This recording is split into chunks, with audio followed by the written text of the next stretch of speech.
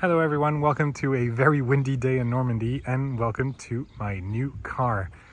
When I say new, I actually bought it back in October last year and I've been driving it a lot these past few months. So let me show you around.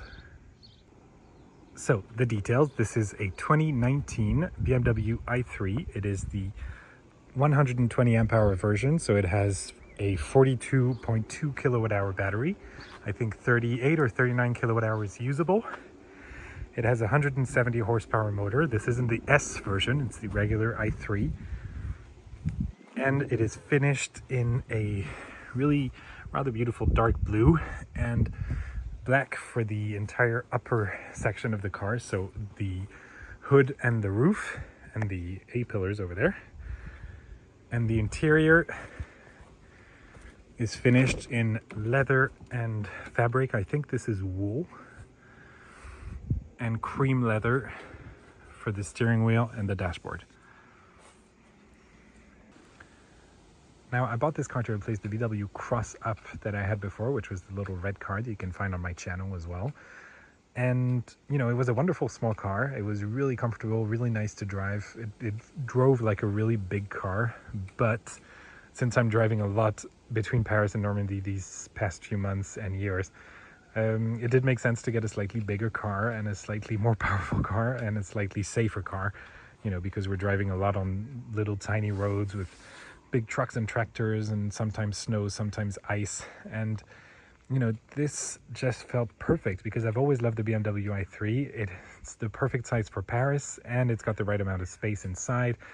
And I've driven it over 30,000 kilometers since I bought it 9 months ago. So, you know, it's been pretty flawless since then. And it's quite cheap to run because electricity is quite cheap in Normandy. And I charge it here at home. So I'm going to tell you more about the details of how I came into this car and the equipment that I actually like about it. But first of all, let's take a tour of the outside. So this is the front end of the car. You can see it's the redesigned version because it doesn't have the round halogen high beams and turn signals. These turn signals are actually LEDs, as you can see right now by locking and unlocking the car. This is the side profile, and you can see it's quite distinctive, especially because of that little kink in the rear door, because yes, there is a rear door, even though it doesn't look like it. And you can see the wheels that are on this car, which are 19 inches. So they're big wheels on really tiny tires because they're not wide at all, 155 millimeters of width on 19-inch wheels. So they look a bit like bicycle wheels. Over here you can see the charge port. So this car has, there you go, 50 kilowatts of fast charging capabilities and I think 11 kilowatts of slow charging. My charger at home is 7 kilowatts, so that's perfect, and it basically gives me a full charge in about 5 or 6 hours, depending on how low the battery is. You can see my charger right here. There you go. It's an Ecolibri charger, and it charges up to 7 kilowatts.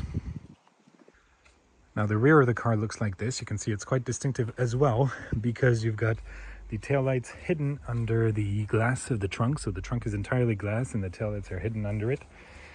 And then you've also got the secondary set of taillights if these ones are not visible because the trunk is open, for example. So if I light them up, you can see when I open the trunk, it's going to switch to this one.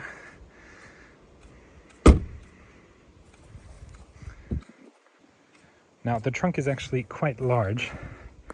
Right now it is full of clothes that we're going to donate to Goodwill, but it is actually quite large, and underneath there's a little hole where you can lift up this part of the trunk and get access to the electric motor. It requires some unscrewing of things, but it is accessible through here. Now in the front of the car you also have a frunk, which is accessible through a button on the interior or through this key, which has a button here, and it opens it, and then you just reach underneath, use the little catch, and there's a very small front trunk. So I use it to store my cables. I know I shouldn't because water kind of gets inside because it isn't waterproof or it isn't really hermetic, but it's actually good enough, and I get to store my cables. And then underneath here, which is just velcroed in and a bit of fabric, as you can see, you get the brake fluid, the different kinds of fluids for the cooling system, and then here you get the windscreen washer fluid. And let me get rid of this. There you go. And then to close it, you have a little handle under here, and you just close it. Now let's get inside for more details and for the interior, which is pretty much the pièce de résistance. So to get inside, as I told you, there are some rear doors. So the front doors open normally, and they're actually pillarless. And then if you want to get into the rear, there's a little handle here. You open it, and then you get access to the rear. Now, the rear seats are actually quite spacious, as you can see. They're some of the bigger seats for city cars, and then if you want to get better access, you also have a handle here so you can fold the seat. And once you get in, there's actually enough room. I'm not saying it's cavernous, but it's quite big, and I'm 1.86 meters tall. I can sort of fit behind myself. You also get headrests, of course, that you can fold down in order to get better visibility when in the front. And you get a quite interesting design for the doors.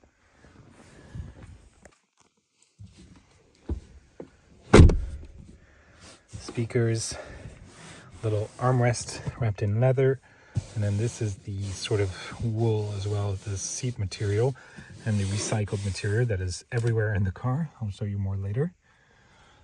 You get curtain airbags in the rear, and you get a little hook for clothes. And you get a wonderful view of the front of the car. Now, to get out when the front door is open, you just pull the handle and open it normally. When the front door is closed, then you cannot get out. And you have to wait for the front passenger to actually get out, unbuckle their seat belts, and then you can actually get out.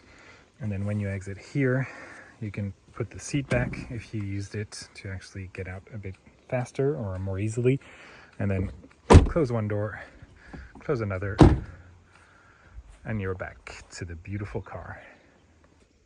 Now, just to show you before I get in, the car does have keyless entry and go. So the key I showed you earlier is in my pocket, and to lock it, you just touch the little sensor on the door handle, it locks, and then when you come back, you just put your hand in, it unlocks, and you can open the door.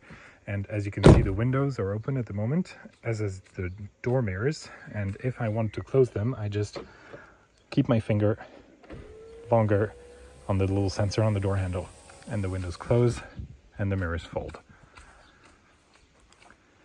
And that's the look with the windows closed. Now, let's get back inside. I just put my hand in, mirrors unfold, and the door is open.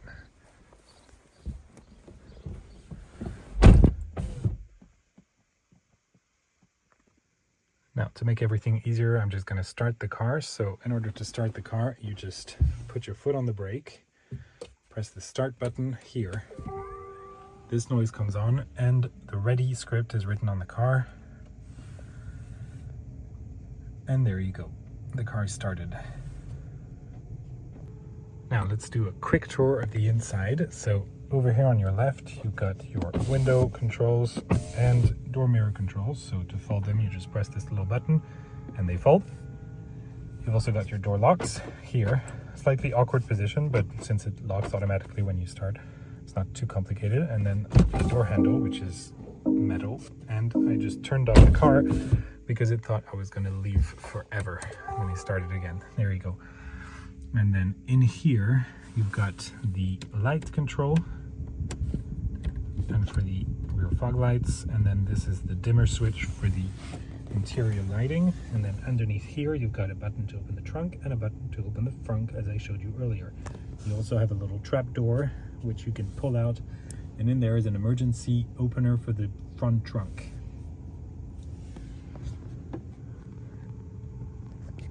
Here you've got the board computer controls. This car does not have the automatic high beam system, which would be another button here. So this would be split in two. And then you've got the high beams which I think, yeah, you can even see they're very powerful, very good lights. And then like this to put them on and keep them on. And then you've got obviously the turn signals. And on the other side, there you go. On this side, you've got the windshield wipers. So this is for the rear windshield, and this is for the front windshield. That's one wipe, and then if you want, you can put them in auto, and they wipe one more time, and then up and down, obviously, and towards you for the washer. This is the gear selector. So you've got the start stop button here, and then you've got drive if you go forward, you've got neutral if you go a half click back, and then reverse if you go back, which pulls up the reversing camera and dips this rear view mirror as well. And then if you want to go back to park, you do just this. And then on the steering wheel, you've got controls for the adaptive cruise control and the traffic jam assist. And then here you've got control for the phone, for the voice command for the car, and if you stay pressed on the button, for the iPhone as well, for Siri, and all the controls for the stereo here. Now obviously you've got the horn as well, which is kind of puny but good enough. And then when we go to this side, you've got all the controls for the air conditioning, so temperature, and then automatic setting, max AC, the defroster and rear defroster, the recirculating air everywhere where you want to put the different positioning for the air vents, and then back in auto for me because I am an auto guy. And then here you've got the heated seats button for the driver and for the passenger here. And then right over that, you've got controls for the stereo. So mode, which is your source. You've got obviously FM, and then this is a little hard drive, and then this is Bluetooth audio. You also got a Spotify app, like in every other BMW from this era, but since I'm using my phone to film, it doesn't work in this case, but it does work all the time. And then you've got the volume control. This is a wonderful sound system by Harman Kardon. Let me zoom in. There you go. And I think it has 14 speakers or 13 speakers and a subwoofer, I think. And it's great. It sounds absolutely brilliant. Now, obviously, this sound system is nowhere near as good as the Mark Levinson system I had in my Lexus that you can find a video on my channel as well. But it's really good, and it's absolutely great for the music I listen to, and it's, I think, probably top 3 of the sound systems I've ever had. And then here you've got a traffic information button, and then all of these are shortcuts, so you can pretty much set anything you want as a shortcut, even if it's like some deep system menu or whatever. So I've done quite classic because these first 4 are my favorite radio stations. Then you've got Spotify, you've got the hard drive, and then over there you've got something to set the climate control before you go, so it's like a preconditioning system. And then this is to turn off the screen, because sometimes I drive late at night and it's just kind of irritating to do this. Now, to control this screen, you've also got the iDrive system. So this is the professional system, so it's got the big screen, as you can see, widescreen, and it's got the big control with the touchpad over it.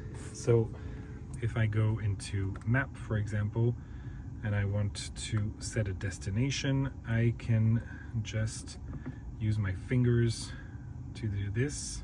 So if I do A, L, B, I don't know what I'm typing, N, J. Anyway, so you can see it sees it recognizes my writing, and then you can just type anything you want. So that's quite nice. It just saves a bit of time rather than having to look at the wheel of different letters. And then you've got a menu. So this is the menu on which I usually leave it on, because I've got media, I've got navigation, and I've got the trip computer. And then if you continue, you've got the date. So with different connection to your phone, you've got connect to drive and notifications, of which there are none at the moment. Down here you've also got the button for the parking sensors and the automated parking system, and then you've got the driving mode, so Comfort, which is the most inefficient mode, and then Eco Pro and Eco Pro Plus, which are just more efficient. You can see the range goes dramatically down when I go into Comfort, and that's with no range at all. But it makes a huge difference. It can make the range go basically from 190 kilometers in Comfort to 260 or 70 in Eco Pro, and then a tiny bit more in Eco Pro Plus with the air conditioning turned down a little bit and the speed limit set to 90 kilometers an hour.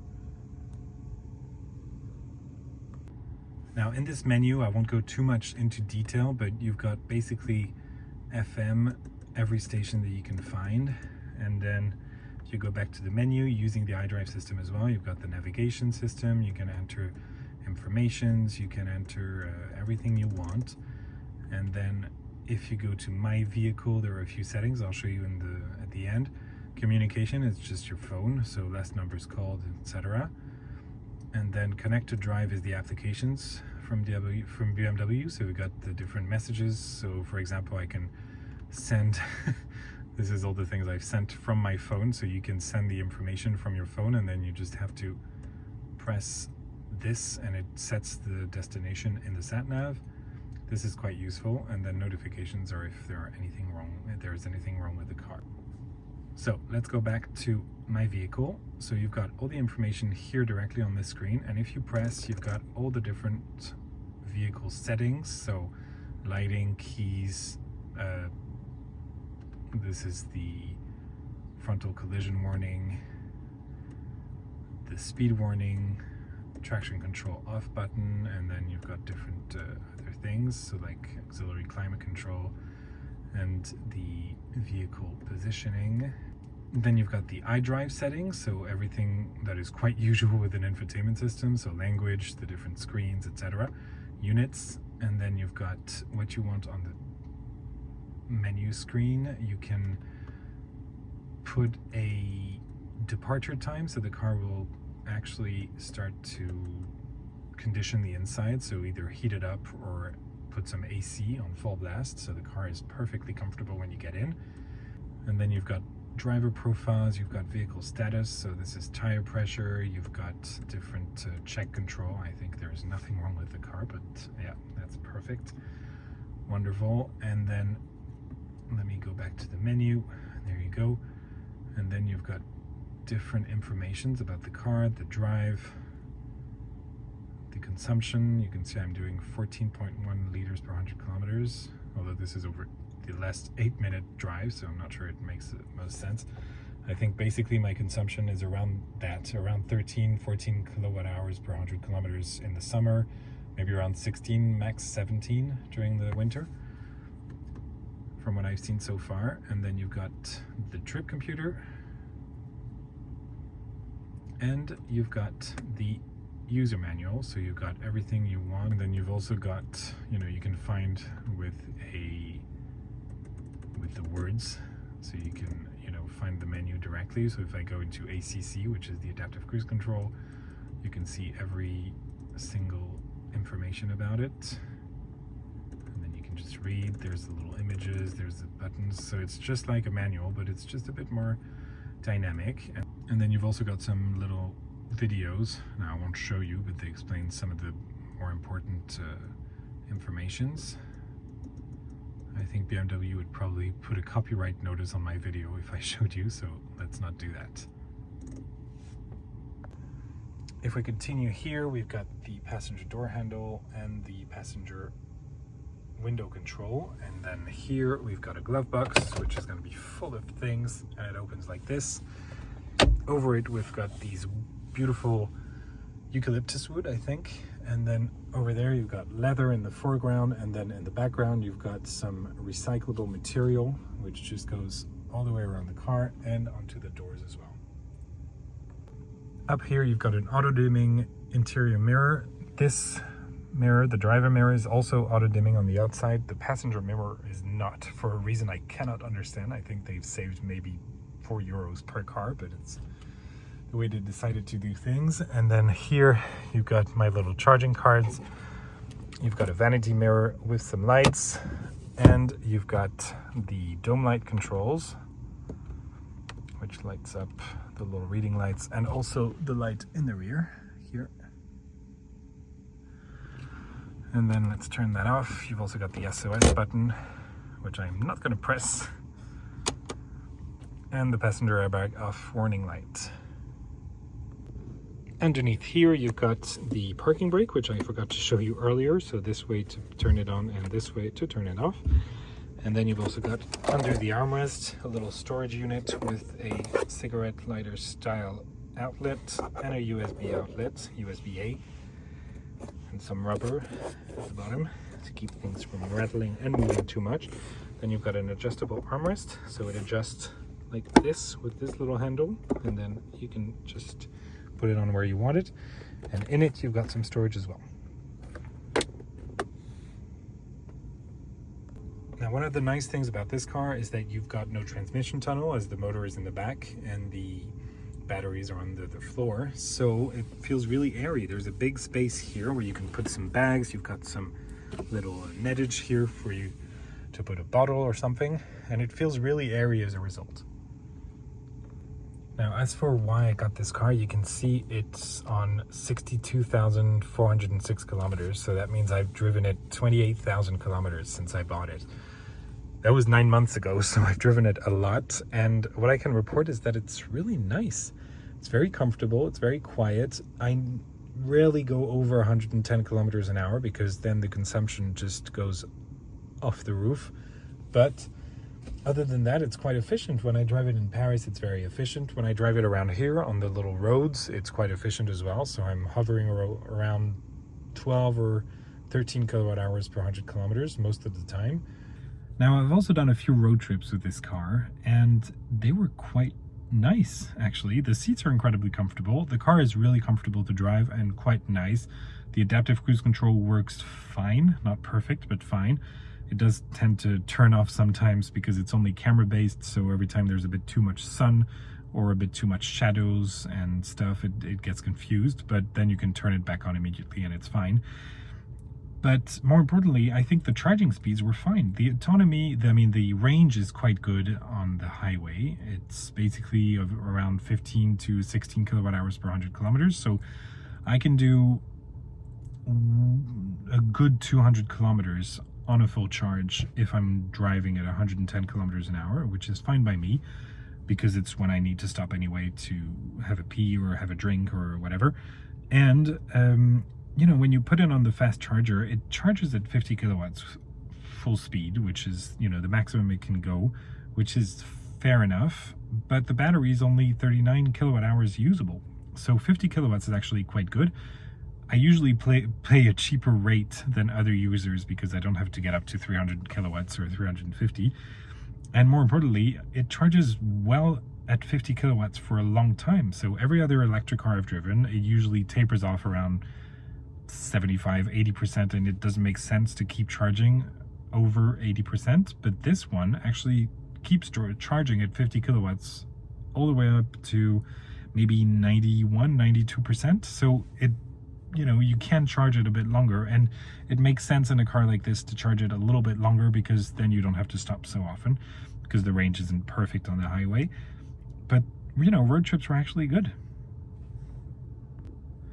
A few other things I need to say. This car has great power. It's 170 horsepower, but it weighs around 1,300 kilos, which is very light for an electric car. And it's quite comfortable. It's great with space, and it's really nice. The headlights are unbelievably amazing. They're the best headlights I've ever had by far. Better than the Lexuses, better than the Velsatis, better than the Ups, which were amazing too. Well, there you go. This has been a video over my BMW i3. I really like this car. I don't think I'll be changing too soon, but then again, I say that with every single car I buy, and I usually end up keeping them a year, maybe two. But I really like this one. I think it's different to the others, and most importantly, it's really cheap to run, which is wonderful. And I hope you enjoyed this video. I hope you have a lovely day, and I'll see you guys soon. Bye.